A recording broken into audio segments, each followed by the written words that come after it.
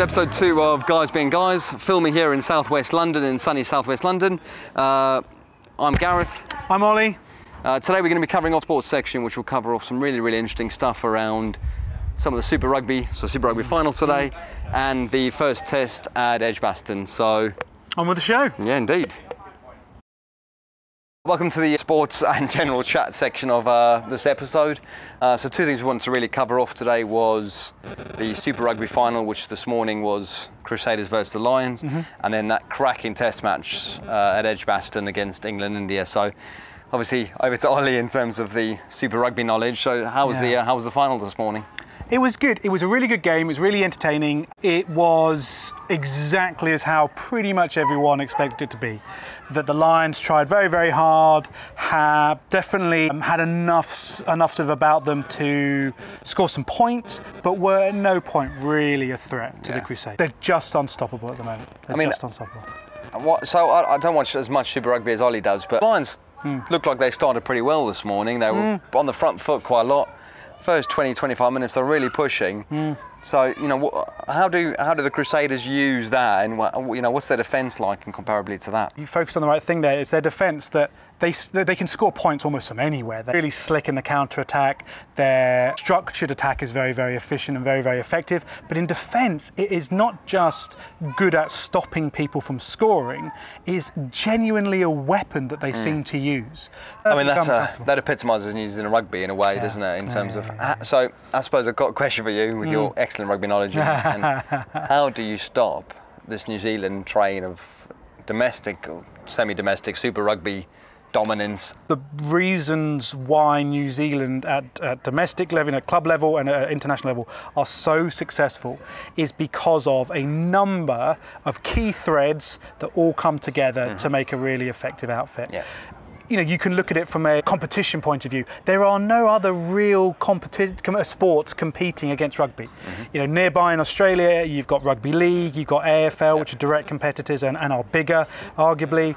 Over in England, you know, the RFU here has a lot of money and pumps a lot of initiatives into rugby here, but they're never going to beat the Premier League for investment and money behind the game. And the French like and the Pro 14. Exactly, you know, and even in South Africa, the French League, where rugby is huge, there isn't the economics behind rugby in South Africa to really compete. So there's that, but then there's also things like the way they've structured it so that the super club sides are actually almost controlled by New Zealand Rugby Union. So if New Zealand Rugby Union wants to see a particular player playing in this position, then they can say to the Super Rugby side, they can say, hey, look, we want to see, you know, so-and-so playing here over the next few weeks, and they'll make that happen. Whereas in places like England, the clubs are all privately owned. And whilst success is more important as a club than your national team. Yeah, I know. It's great to say we've got 5 internationals who play for England, but actually what they want is they want the trophy from the Aviva Premiership on the shelf. So there is no quick answer. There is no simple answer. Ireland, I think, are arguably the side that would push the Kiwis the most at the moment. And if you look at the way the Irish play, again, they play a very controlled style of rugby.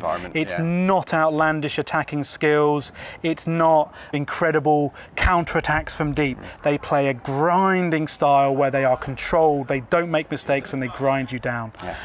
And to a certain extent, that's exactly what the Kiwis play, apart from the fact that they then also got the flair. Yeah, you know, Bowden Barrett, Mackenzie, whoever attacking on the counter-attack who just rip you to shreds. That ability to just turn the game instantly. Exactly. So yeah, it was a great game. It's been a fantastic season. There's still big question marks about whether the conference structure is good for the future. There's still a lot of questions around the economics of it. Is that big in debate in terms of internally at the Super Rugby? Yeah, absolutely. It's, you know, the air miles that these guys cover are just insane. That has to be fixed to a certain degree. But I don't know if they can. I don't know how you have a competition that has so many countries involved and not have people playing all over the place. It's a really tough. They've almost made a rug. And they're trying to spread the game, A, for financial reasons, but B, just to, you know, expose more teams to this Super Rugby, which I think the level of rugby is fantastic. There's no question there. But it's just trying to get more people. But is it best for the game? Is it best for the teams? New Zealand seems to keep dominating. Yeah, and I think the Lions have done well. Oh, they have. They absolutely have. South African there. I'm quite proud of the Lions. I think they've got good. No, they have, and there's three finals in a row. Small errors that they're not.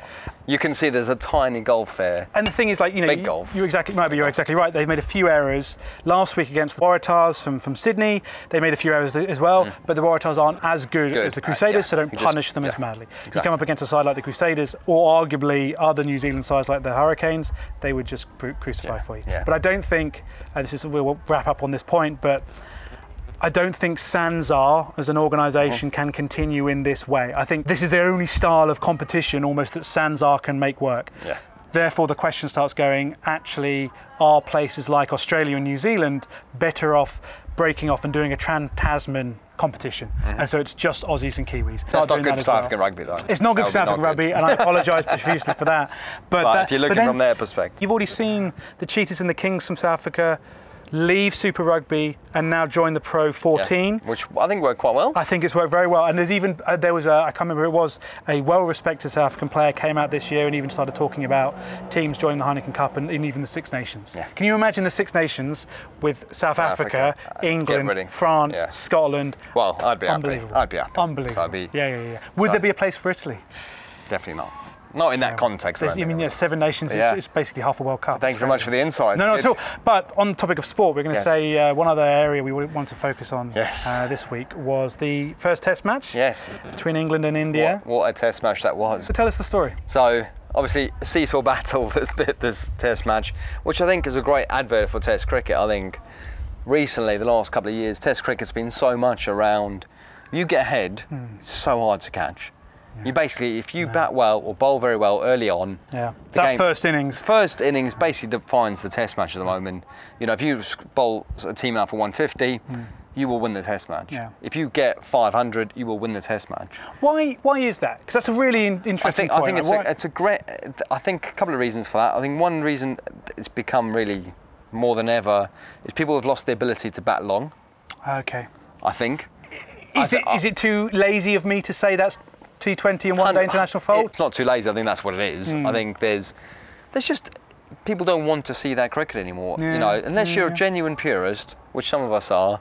I'm one of them. I love the battle of someone batting for 25 overs and making 7 runs. I think that's. But people don't want to see that. People don't buy tickets at 80 quid a pop to go and watch someone survive that session. When you can also buy a ticket for 80 quid a pop and see an entire game. Exactly. You go see a ODI now with England, what's scored 480. And you're getting 900 runs in a day, or in 100 overs. This Test match had everything, I think. It was a great track. It allowed, I would say the ball had just enough all the time that you were always, the ball was in the game. Not just the bat. And I think that's what created, I think, you know, England batted nicely. Rooty should have got some more. Silly run out. I mean, no one's running 2 at 80 in a Test match. Stupid. But anyway, you know, he will get 100 eventually. But, you know, batted nicely. Had India really on the ropes at 180 for 8. And then, you know, Kohli comes through, and he was just a phenomenal cricketer, and pulls them out of the bag and drags them through to get to 11, 20, you know, just shore them.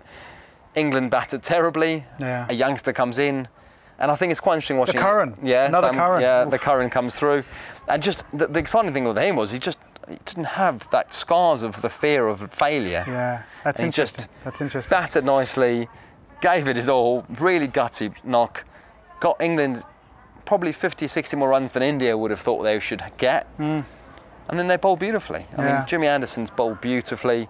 Brody, who I have publicly, you know, in my circles of friends think time is time. He bowled beautifully. He's still got a few spells second innings, and I think I will hold my hands up and say he bowled excellently, and I think his character in the Test side is still there. And actually, I thought it was gone when he was in Australia, really struggling. So some definite gaps in that England side. But Kohli versus England. And I was going to say Ashwin Kohli versus England. That is what they've got to. So there's a couple of questions for you then. Like, it seems to be a lot of international cricket where teams win at home and struggle overseas. Huge. Because India at home, almost undefeatable. But they come over here, world number ones, and the whole thing's been skittled out within 3 days. 3.5 days. I mean, is that good or is that not good? I think that's. I mean, you look at South Africa; they're in Sri Lanka at the moment. The Test series, there was a 2-match series. So South Africa were dismal. You put Sri Lanka in South Africa win the series 2-0. But you know, I've been saying this for a long time. I think there should be a league system in the Test cricket where you play home and away, one Test each. Yeah. You get a draw. So if you go somewhere and you think we're not favourites here, we're going to play to try and win the game. If the game starts going away from us, we shut up shop. We draw the game. We take a point. We go home. But you take a point, and that point you go counts. home and you count bigger picture. And you get a whole thing. Yep. You have a final where you play either on a neutral ground, which would be interesting. Putting Australia and England. Yes. In Australia, India. That's interesting. Yeah. You know, that'd be very cool. Or putting India and Pakistan in England. That would be amazing. That's exciting. That would be amazing. You have a semi-final and a final. They run that so it's a 2-year cycle. They run that. That's where you'll really see who the best cricket team in the world. I swear, there used to be a lot more draws. But there was something. There were those boring draws where actually neither side was good enough to actually win. But then there were those draws where actually a team had to work really hard to graft out a draw or to not lose. Yeah. And there was some massive pride. Atherton in South Africa that time, just batting and grinding it out against some of the fastest bowlers of his time. Trying to knock his head off, and he made half his reputation is built on those kind of innings. You know, and it's interesting. That's missing. He's fantastic opening bat. I wonder how he'd cope in modern day cricket. Which is sad. But great Test match, great adverts. Second Test match coming soon. Yes. Exciting summer ahead. One other question I did want to ask you though was around some of the controversy surrounding the English spinner Rashid. Can you give us a little bit of insight into the tantrums? Rashid made it very clear that he was only going to be a white ball cricketer. He plays for Yorkshire, doesn't he? He's a Yorkshire. Signed a white ball contract, no red ball cricket. Ed Harris, who's the chairman of selectors for England, had come out and said, you cannot be selected for England unless you play red ball cricket. Right. Which is fair enough. Rashid bowled what is arguably probably top 5 balls of the century to get Kohli out. In this Test? In an ODI. Oh, an ODI, okay. They went, well, that's pretty good. We'll have Rashid. But he's not played red ball cricket. It was the most left field decision. And ironically, and I don't know the final over count, but when I left, he bowled 9 overs all Test match. So Root didn't trust him. Yeah. It was a real decision of, well, he's bowled one fantastic ball to get undeniably the best cricketer batsman in the world at the moment, Virat Kohli. And they made that decision on that. And I think it sets a real difficult precedent for that situation. It does. Because he's come straight out after that and gone, you've got to play red ball cricket. Yeah. And so one of the things that I heard that made it a little bit more of a sort of a tasty kind of situation, tasty story, was that Rashid was given, either it was told, hey, look, you're going to be in the England setup for this first Test, or we're looking at you for this thing. And there was the Roses game, I think it was probably Yorkshire, Lancashire, 4-day county game, red ball cricket, where he could have said, oh, okay, well, if England are looking at me, I've been given the nod, I haven't played red ball cricket for a year, I'm going to have a bowl. I'm going to represent my country, which I'm very proud to do. Which I think is a great thing. Yeah, absolutely. And he's been asked, and he stood up and he said, yeah, I'm in. Yeah. But surely you would say, I want to be in the best possible shape for that game. Therefore, having not played any longer forms of the game for a best part of a year, I'm going to turn my arm over at a 4-day game. But I think that's one of the things that seems to have frustrated people, and that's a polite way of putting it. I think confused. Yeah. And I just think it's not selection, but especially to not bowl him as. So they're not bowl him as well. I mean, that's Rooty's call. I get that. They're defending a small total, and with a leg spinner, you cannot afford loose balls. And with a leggy, you will always have more loose balls than any other form of bowling because it's the most difficult skill. Without a doubt. Sure. But if you're going to pick him, you've got to bowl him. If you don't pick him. As soon as they called him to the squad, I said to some of the guys in the office, I was like, they're going to pick him. They have to, because you wouldn't go through the controversy and do that. Yeah. But it doesn't matter because they've won. Yes. So he's part of the winning team. Rashid had gone for 100. Game over. Interesting. So some excellent sport at the moment. There's more to come. We've got the Rugby Championships coming up in a couple of weeks, and the Premier League starts. Premier League starts pretty soon. Rest of the Test series, England, India. So lots to be excited. Yes. Great. Excellent. End of the sports section.